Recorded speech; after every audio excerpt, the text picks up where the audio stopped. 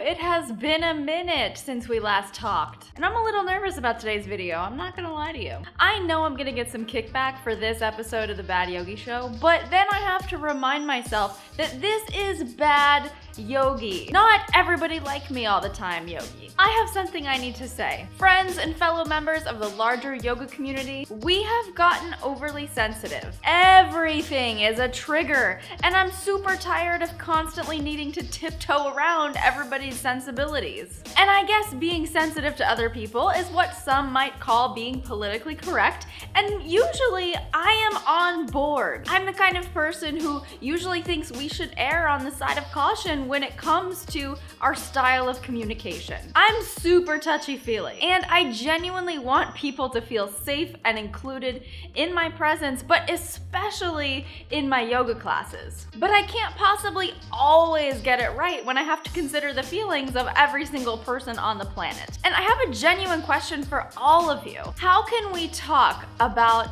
potentially triggering or sensitive but necessary topics without being labeled as someone who has malicious intent? For example, I share a story about why I'm doing more cardio, or I talk about why I'm trying to clean up my diet, and people come back and tell me that this is a triggering thing and it's offensive because I called certain foods clean and other foods, and that insinuates that other foods are dirty or something. And I can't handle it all, you know? I'm not gonna sanitize my personality, my style of communication, in order to be more palatable to the opinions of everyone. And the truth is, when we try to be too correct, when we try to tiptoe around too many things, we lose all of our authenticity. So when I talk about certain things on social media, it's because those are the things that resonate with me and my community. Does it miss the mark for you? No problem. Does it offend you just a little bit? Also not a problem. I just don't think that every single person we follow online has to cater to our individual specific sensitivities. So when something relatively small gets to me, I usually just let it go. I don't think that opinion or that experience needs to be eradicated. I just move on. Obviously, I'm not talking about social injustice or really inherently right or wrong things. I'm talking about the little stuff, you know?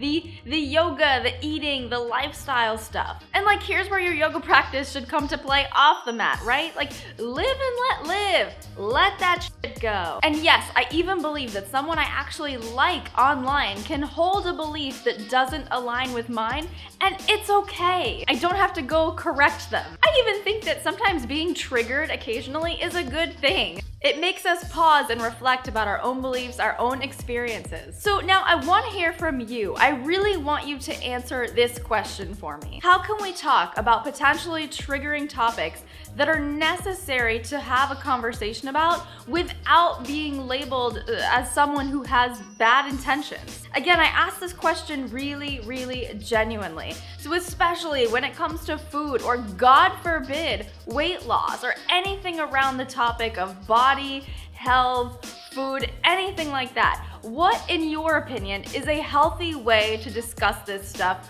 without being labeled as someone who is triggered? So yeah, I guess that's it. Make sure that you let me know in the comments below. And if you like this video, give it a like, maybe a share. Thank you so much for watching. My name is Erin Motz, co-founder of Bad Yogi. If you liked this and want more where that came from, head to badyogi.com, and I'll see you right back here next time.